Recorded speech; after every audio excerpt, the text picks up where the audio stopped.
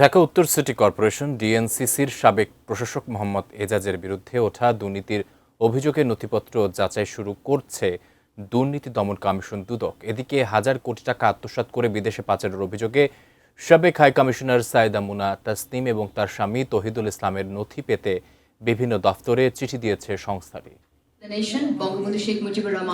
যুক্তরাজ্যে বাংলাদেশের হাইকমিশনার হিসেবে দায়িত্ব পালন করা সাইদা মুনা তাসলিম এবং তার স্বামী তহিদুল ইসলামের বিরুদ্ধে দুর্নীতি দমন কমিশন অনুসন্ধান শুরু করে গত বছরের জুন মাসে। আওয়ামী লীগ শাসনামলে 2018 থেকে 2024 সাল পর্যন্ত যুক্তরাজ্যে হাইকমিশনার ছিলেন সাইদা মুনা।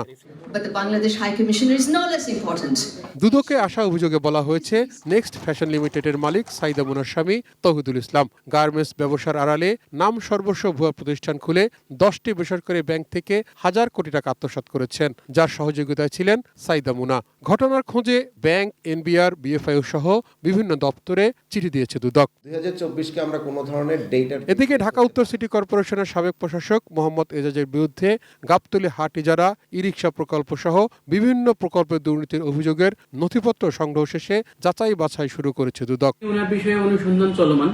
ওনার অভিযোগ সংশ্লিষ্ট যে বিষয়গুলো ছিল সেই বিষয়গুলোতে আমাদের অনুসন্ধানকারী কর্মকর্তা তার রিপোর্টপত্র যাচাই বাছাই করছেন, দেখছেন।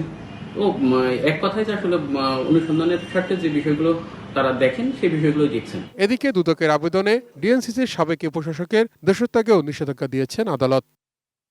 তাওহিদ সুরভ, এটিএন নিউজ, ঢাকা।